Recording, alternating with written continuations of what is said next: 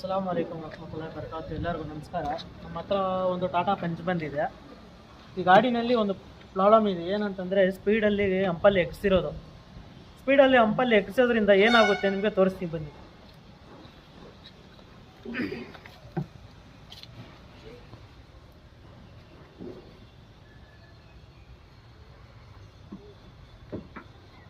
ನೋಡಿ, ಲೆವೆಲ್ಲಾಗೆ ಟೈರ್ಗೆ ಇದಕ್ಕೆ ಲೆವೆಲ್ಲಾಗಿದೆ. ಯಾವತ್ತಾದ್ರೂ ನೀವೇನಾದ್ರು ಚೆಕ್ ಮಾಡಬೇಕಂದ್ರೆ ಈ ಥರ ಒಂದು ಸ್ಕೇಲ್ ಇಟ್ಕೊಂಡಿರಿ. ಇದು ಸೆಂಟ್ರಲ್ ಇರಬೇಕು. ಈ ಲೆವೆಲ್ಗೆ ತೊಗೊಬೇಕು. ನೋಡಿ, ಇದು ಲೆವೆಲ್ಗೆ ಝೀರೋ ಇದೆ. ಆ ಕಡೆ ನೋಡೋಣ ಬನ್ನಿ.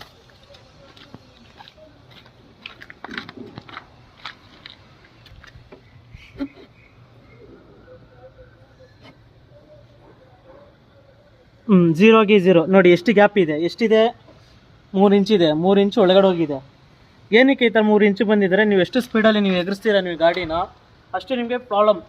ನಿಮಗೆ ಟೈರ್ ರಿಮ್ ನಿಮಗೆ ಡ್ಯಾಮೇಜ್ ಆಗ್ಬೋದು, ಇಲ್ಲ ಬೀಮ್ ನಿಮಗೆ ಬೆಂಡಾಗಿ ಒಳಗಡೆ ಹೋಗ್ಬೋದು. ಯಾವತ್ತೂ 100 ಸ್ಪೀಡಲ್ಲಿ ಇದ್ದರೆ ಯಾವತ್ತೂ ಎಗರ್ಸೋಕೆ ಹೋಗಬೇಡಿ. ನಿಮಗೆ ನೀವು ಲಾಸ್ ಮಾಡ್ಕೊಳ್ಳೋಕೆ ಹೋಗಬೇಡಿ.